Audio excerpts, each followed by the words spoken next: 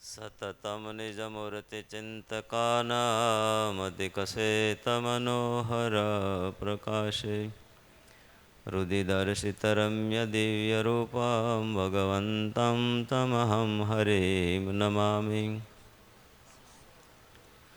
પરાત્પર પરબ્રહ્મ પુરુષોત્તમ ભગવાન શ્રી સ્વામિનારાયણ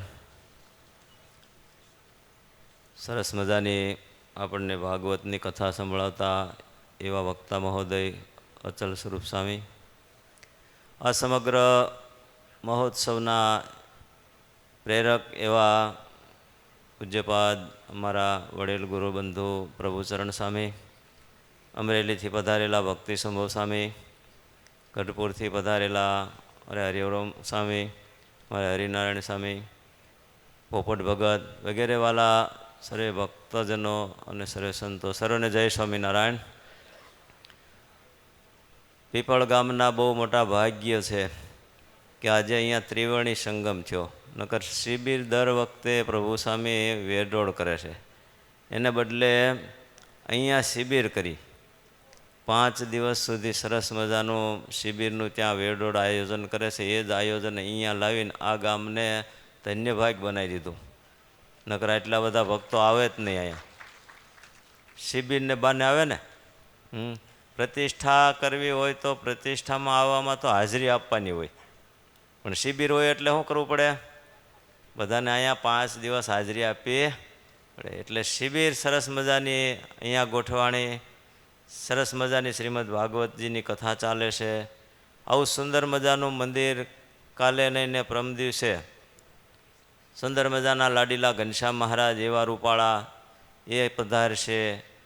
રાધાકૃષ્ણની મૂર્તિઓ સરસ મજાની છે, એમની પ્રતિષ્ઠાઓ થશે. કેવળ મંદિર એ મંદિર નથી, મંદિરની અંદર જ્યારે પ્રતિષ્ઠાઓ થાય છે ત્યારે એ પ્રતિષ્ઠા ભલે મૂર્તિ પથ્થરની છે, પણ એની અંદર જ્યારે યજ્ઞમાં ભગવાનની વેદોક્ત વિધિથી વિધિ થાય અને પછી જ્યારે મંદિરમાં કાલે નગરયાત્રા પણ કાલે નીકળવાની છે. નગરમાં બધે ભગવાન નજર ફેરવી અને પછી બેસશે કે ના ના ગામ તો સારું છે, કાંઈ વાંધો નથી એમ કહે અને ભગવાન પછી પાછા મંદિરમાં વિરાજમાન થશે અને આખા ગામનું પછી ધ્યાન રાખશે બેઠા બેઠા. હો, એટલે ભગવાન આપણું ધ્યાન રાખશે, પણ આપણે પાછું ભગવાનનું ધ્યાન રાખવું જોઈએ ને. હમણાં હરિઓમ સ્વામીએ કીધું ગામના ભક્તજનો પાસે આ પ્રભુ સ્વામીની મહેનત સામું જોઈજો. કેમ તો કે દર્શને આવજો, માળા ફેરવજો, ભજન કરજો. આ મંદિર છે એ ભજનનું સ્થાન છે. શાંતિ હોય ને તો એ ભગવાનના મંદિરોમાં હોય છે. તુલસીદાસજી કહે છે કે શાંતિ ને સુખ ક્યાં છે? સુરપુર નરપુર નાગપુર તીન લોક મેં સુખ નાહી, કા સુખ હરિ કે ચરણ મેં ને કા સંતન કે માયા. 2 જગ્યાએ સુખ છે. સુરપુર દેવતાના લોકમાં આપણને લાગે સુખ છે. બધા અહીંથી પુણ્ય કમાણી કરીને દાન પુણ્ય કરીને વ્રત તપ કરી અને સ્વર્ગમાં જવા ઈચ્છે છે. સુરપુર એટલે સ્વર્ગ. ત્યાં જાય, ત્યાં સુખ ભોગવે, પણ ત્યાંથી પુણ્ય પૂરું થાય ને એટલે પછી પાછું આ મૃત્યુલોકમાં આવવું પડે છે. એટલે એ તો એનું એ થઈ ગયું. ત્યાં કાંઈ ભગવાનની ભક્તિ થતી નથી. સુખ દેખાય છે પણ ત્યાં ભૌતિક સુખ છે, લૌકિક સુખ છે, ભોગવિલાસ છે, પણ એ અચળ ને અવિનાશી સુખ છે નહીં. નરપુર એટલે આપણો આ મૃત્યુલોક છે. એ મૃત્યુલોકમાં સુખ છે એવું દેખાય છે. પૈસાવાળા હોય એટલે કે આ બહુ સુખી માણસ છે, લોકોની દ્રષ્ટિએ એવું લાગે, પણ એને ખરેખર પૂછી અંતરથી તો એ સુખી છે? ભગવાનના ભક્ત હોય, સત્સંગનો યોગ થયો હોય, સાધુના યોગમાં હોય તો સુખી હોય અંતરથી, તો વાત જુદી છે. બાકી ઉપરથી ભોગવિલાસ હોય છે, સગવડતાઓ હોય છે, પણ સુખ હોતા નથી. એ સુખ ક્યાં મળે છે? તો કે એ ભગવાનના ચરણમાં મળે છે, કા સાધુની પાસે મળે. નાગપુરમાં તો શું છે, પાતાળ લોકમાં ત્યાં નકરા સર્પ છે, એટલે ત્યાં કાંઈ સુખ હોય નહીં. એટલે સુખ છે ને એક ભગવાનના ચરણમાં અને ભગવાનના સાધુની પાસે છે. એ ભગવાનની બહુ મોટી કૃપા થઈ. તે આપણને ભગવાને પુરુષોત્તમ નારાયણે આ પંચવર્તમાને યુક્ત એવા સ્વામિનારાયણે સાધુ આપણને આપ્યા. એ જ આપણા મોટા મોટા ભાગ છે. આપણો મનુષ્યનો દેહ સફળ થઈ ગયો સાધુ મળ્યા ને એટલે.